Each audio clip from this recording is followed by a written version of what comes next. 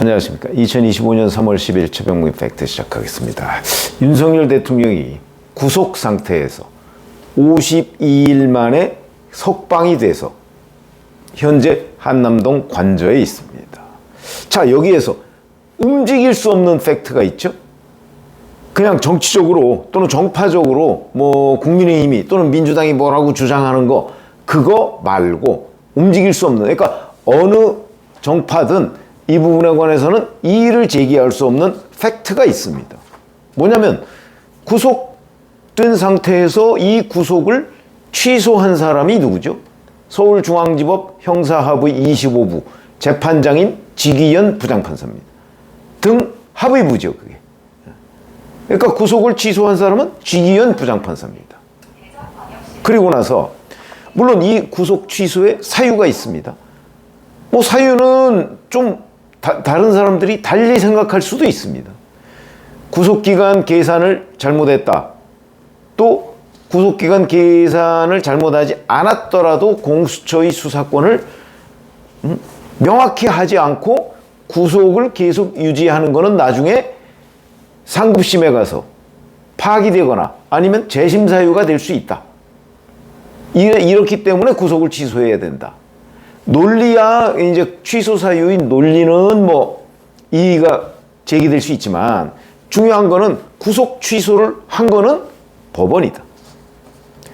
그 다음에 이 구속 취소를 놓고 법원의 결정을 놓고 검찰이 즉시 항고를 하느냐 아니냐 요거 이제 놓고 고민을 했었죠.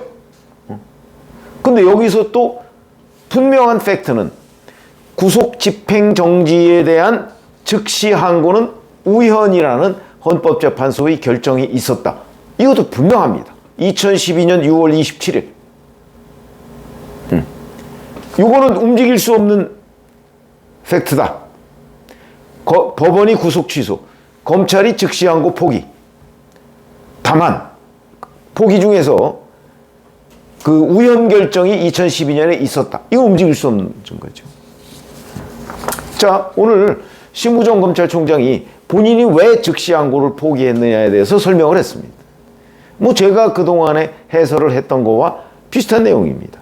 수사팀은 수사팀 의견을 제출했고 대검 부장회의를 거쳐서 모든 의견을 종합해서 제가 판단한 것이다. 기소 이후 피고인의 신병에 관한 판단 권한은 법원에 있다. 그런 법원의 결정을 존중했다. 이렇게 되어 있습니다. 그러니까 법원 결정을 존중해서 검찰이 즉시 항고를 포기했다. 여기에는 헌재의 우현 결정도 있다. 이렇게 얘기를 했거든요. 그래서 다시 만약에 이 즉시 항고를 했을 경우 헌재의 또 다른 우현 논란을 낳을 수가 있기 때문에 여기서 포기하고 윤석열 대통령 석방을 지휘했다. 이런 의미입니다. 뭐 별로 나무랄 데가 없어 보이는 논리다. 자, 그런데 그러니까 제가 아까 말씀드렸듯이 1차적인 판단, 그러니까 민주당의 시각에서 보면 윤석열 대통령 석방에 대한 1차적인 원인 제공자는 법원, 지기현 판사한테 있고요. 그 다음에 검찰의 즉시 항고 포기는 부차적인 문제고. 그런데 민주당 시각으로 따지면 윤석열 대통령이 현재 뭐 내란수계라고 이제 검찰 공소장에 돼 있으니까 그 사람을 석방시킨 거는 잘못이다. 이런 시각에서 본다면 그렇다면 법원 결정을 문제 삼아야죠. 1차적인 원인 제공은 법원이 했으니까. 그 다음에 검찰이 즉시 항고를 포기한 거는 부차적인 문제. 만약에 법원이 구속 취소 결정을 안 하면 검찰에 넘어와서 뭐 즉시 항고를 하느냐 마느냐 고민할 이유도 없었던 겁니다. 그러니까 민주당이 따지려면 법원에 따져야 된다.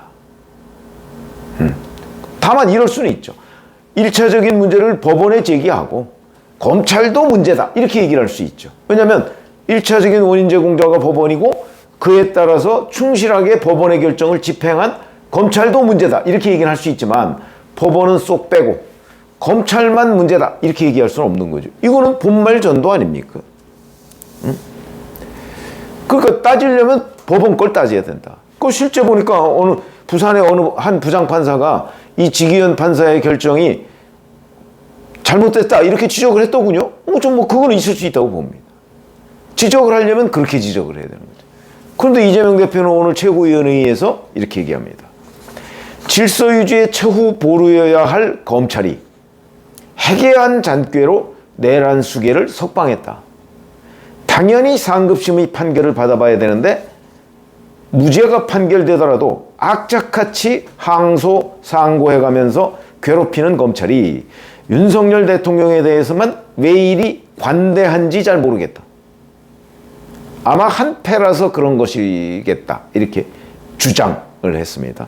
박찬대 원내대표도 심우정 검찰총장이 이 모든 사태의 원흉이다. 쓸데없이 시간을 끌며 기소를 늦추어 꼬투리를 제공했고 법에 규정된 권한행사를 포기하도록 지시하여 범인을 도피시키고 증거인멸할 시간을 벌어줬다. 염치가 있다면 스스로 사퇴하고 사과해야 마땅하지 않겠나. 이렇게 주장을 했습니다. 자, 이제 이런저런 얘기들을 들어보면 검찰이 구속기간 만료에 대해서 계산을 잘못했다 이렇게 얘기를 하는 거죠.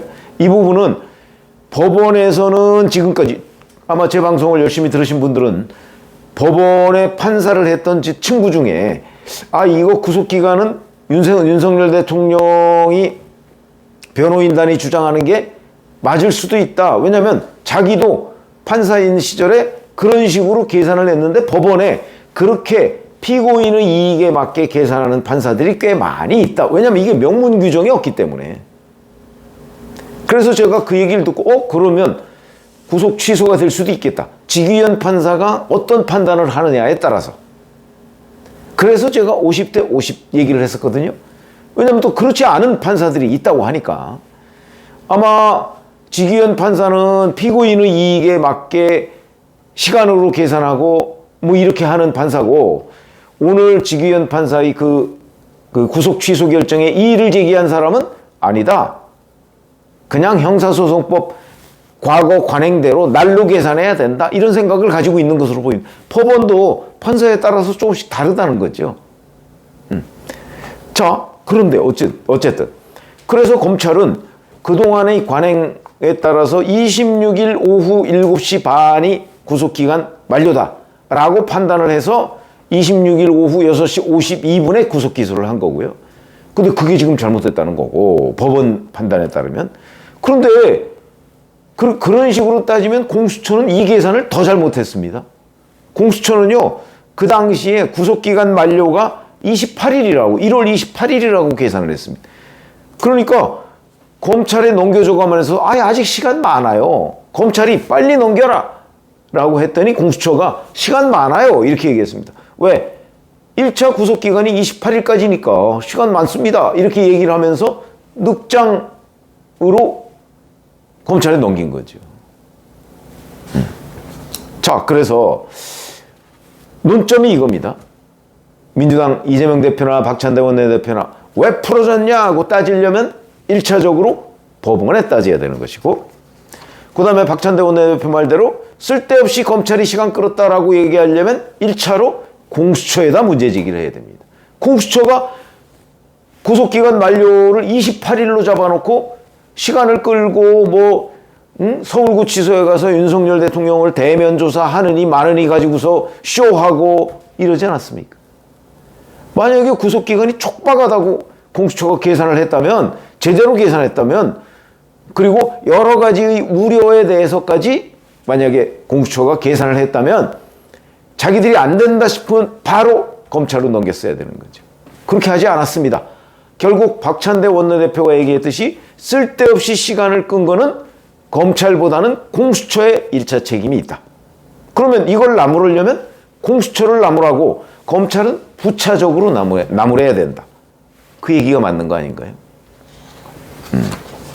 그러니까 검찰은 심우정 검찰총장 말대로 구속기간은 공수처에서 다 날짜를 협의해서 서둘러서 한다고 했는데 이렇게 된 거고, 구속 취소는 법원이 결정을 해주니까 이걸 즉시 항고를 하려고 하다 보니까 과거 헌법재판소가 우연 결정을 한 것이 있으니까 다시 그 우연 결정을 무시하고 즉시 항고를 하기가 이건 문제고, 그러니까 결국 검찰은요, 헌법재판소, 법원, 공수처 여기에서 결정하거나 여기에서 과거에 규정을 한 거에 2차적인 결정을 해놓고 욕은 지금 민주당으로부터 욕은 검찰이 다 먹는 겁니다.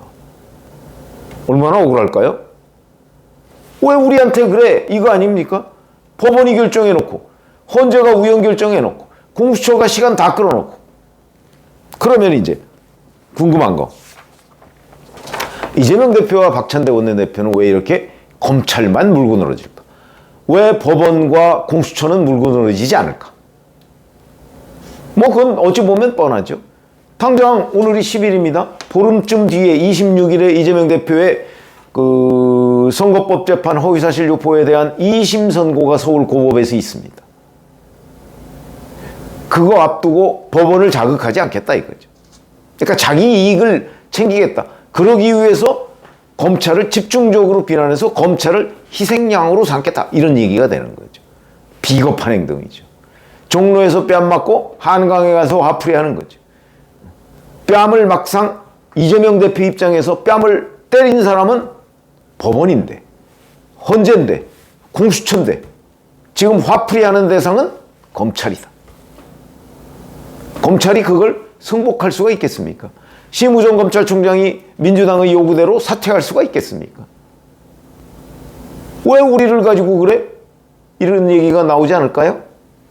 자, 그런 점에서 본다면 지금 누가 봐도 명백한 팩트, 그 명백한 팩트는 지금 윤석열 대통령이 구속된 뒤에 나와서 한남동 관저에 있게 된, 그러니까 이제 윤 대통령 입장에서 보면 그 가장 큰 공로자는 법원입니다. 아마 두 번째 공로자 정도가 공수처가 될 겁니다. 공수처가 구속기간 계산 가장 느긋하게 잡았고 시간 다 잡아먹었으니까. 세 번째 공로자가 제가 보기에는 아마 헌법재판소쯤 될 거고요. 네 번째 공로자를 굳이 따지자면 그게 검찰이 될 거다, 이렇게 판단되지 않나요? 그런데 이재명 대표와 민주당은 이 네 번째 검찰의 선택에 대해서만 지금 표적해서 정치적 공세, 심지어는 음모론까지. 이런 거 한번 생각해 보시죠. 이 윤석열 대통령의 이른바 내란죄 수사 당시에 검찰, 경찰, 공수처가 경쟁적으로 수사를 했습니다. 그때 가장 앞서갔던 곳이 검찰입니다. 한패입니까? 한패여서 가장 처벌에 앞장섰나요? 그렇지 않죠. 국민들이 다 보고 있던 장면. 그런데 지금 와서 이제 헌법재판소의 우연결정 등등 때문에 검찰이 즉시 항고를 포기할 수밖에 없는 상황에 처했는데, 이걸 가지고서 이제 이재명 대표는 너희가 문제다. 그러나 실제 문제인 기관들은 검찰이 아니고 다른 곳에 있다. 그렇기 때문에 이재명 대표의 주장이 비겁하기도 하고 때로는 허위사실이기도 하다 하는 지적을 받을 수밖에 없다는 것입니다. 고맙습니다.